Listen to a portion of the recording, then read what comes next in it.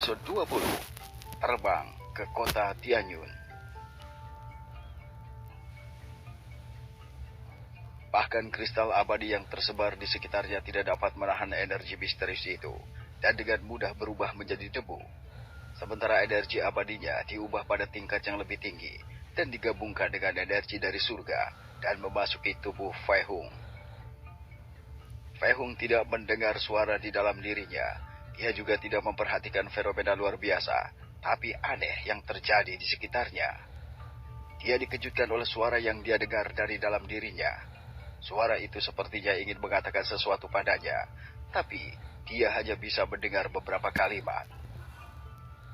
Keseimbangan, hidup, aturan, kesabaran, pengertian, kesederhanaan, kejujuran. Samar-samar dia bisa mendengar kata-kata itu. Kata-kata itu terdengar lemah sehingga dia hampir tidak bisa membedakannya setiap kalimat. Fei Hung bertanya-tanya mengapa dia mendengar kata-kata itu. Seperti yang terjadi padanya hampir persis setelah dia memaksakan potensinya dengan melakukan teknik energi internal dan menjadi tidak sadarkan diri.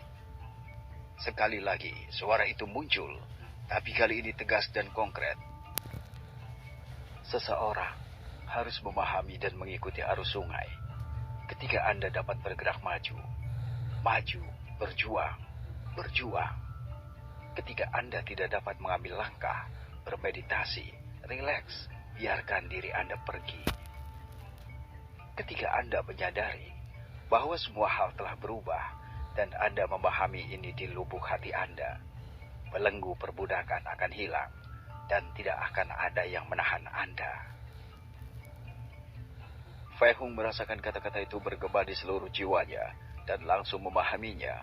Kemungkinan dia untuk mencapai visi baru dan melihat sekilas ambang dao surgawi besar.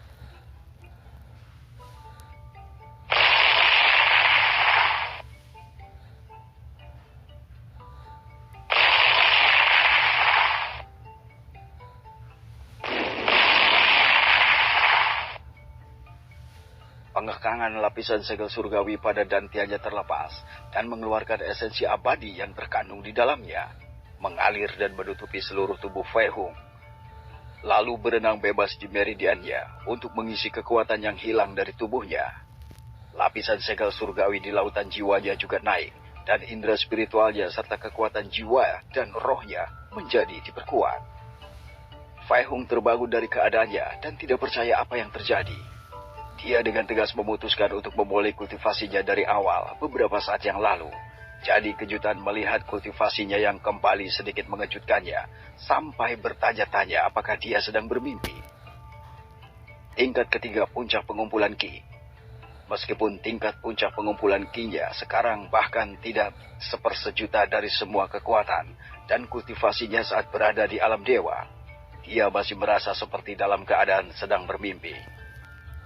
Dia langsung mengerti bahwa segel itu tidak permanen dan bisa sepenuhnya dilepaskan suatu hari nanti. Namun, dengan kekuatannya saat ini, dia sudah bisa menjadi yang terkuat di dunia bawah ini, walaupun ranahnya masih rendah, karena energinya adalah esensi yang berasal dari energi Ki Dewa. Dia akan bisa melawan dan membunuh lawannya dengan cepat. Fei Hung ingin meledak dengan kebahagiaan. Jadi dia dengan cepat menghunus pedangnya dan terbang ke langit. Fei Hung senang bahwa kultivasinya telah kembali dan bisa terus meningkatkan kekuatannya lagi. Bahkan, dia berasa dia bisa terbang lagi. Dia tidak pernah terasa begitu antusias selama hidupnya di alam dewa.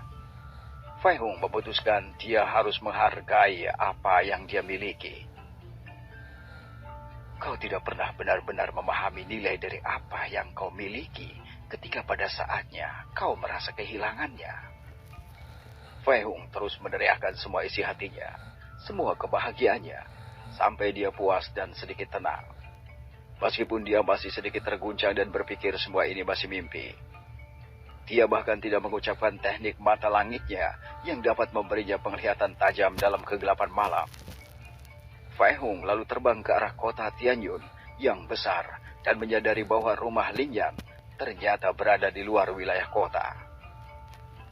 Meskipun dia memiliki tebakan, Fei Hung memutuskan untuk bertanya kepada Ling Yan tentang situasinya nanti.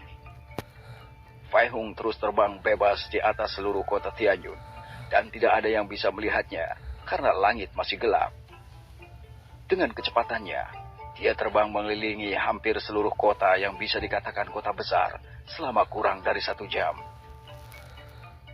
Kota Tianyun dikelilingi oleh tembok tinggi yang menjulang tinggi untuk mencegah binatang iblis masuk dengan mudah. Fei Hung mengamati setiap bangunan dan penataan bangunan di semua sisi kota. Tampaknya ada rumah yang memiliki rumah yang sangat besar. Apakah rumah itu juga klan besar kota Tianyun yang menjadi salah satu dari keluarga besar di kota ini? Fei Hung lalu melepaskan indera spiritualnya dan memindai area itu. Meskipun dia telah mencapai tahap puncak pengumpulan Qi, indera spiritualnya juga telah sangat diperkuat dan dia bisa melepaskannya dalam jarak lebih dari 100 km. Fei Hung hampir tidak menemukan banyak orang di luar rumah karena malam hari sehingga orang-orang akan tidur. Hanya penjaga yang dapat ditemukan untuk melakukan peran mereka dalam mengawasi pertahanan kota di malam hari jika terjadi serangan oleh binatang iblis. Sama seperti Fei Hung hendak kembali ke rumah Ling Yan, dia melihat seseorang menghadapi binatang iblis di tengah malam. Di sana, tampak seperti hutan di luar tembok kota Tianyun. Orang itu ternyata seorang wanita. Ada beberapa daerah yang banyak pohon tumbuh dan membentuk kanopi, sehingga orang tidak bisa melihat dari atas. Sedangkan di tempat lain, hampir tidak ada tanda-tanda adanya pohon. Fei Hung tidak keberatan, bagaimanapun, karena dia menggunakan indera spiritualnya dan dapat memvisualisasikan segalanya. Bahkan beberapa binatang iblis tingkat rendah bisa dilihat dari dekat. Di tahap awal pengumpulan Qi, dan ada 3 binatang iblis yang berada di tahap keempat. Sepertinya, bahkan ada orang yang terus berlatih di malam hari. Fei Hung berpikir saat dia turun di dekat area itu. Jelas, dia tidak ingin menakuti orang itu ketika dia tiba-tiba muncul. Jadi, dia memutuskan untuk turun beberapa meter dan berjalan dari kejauhan.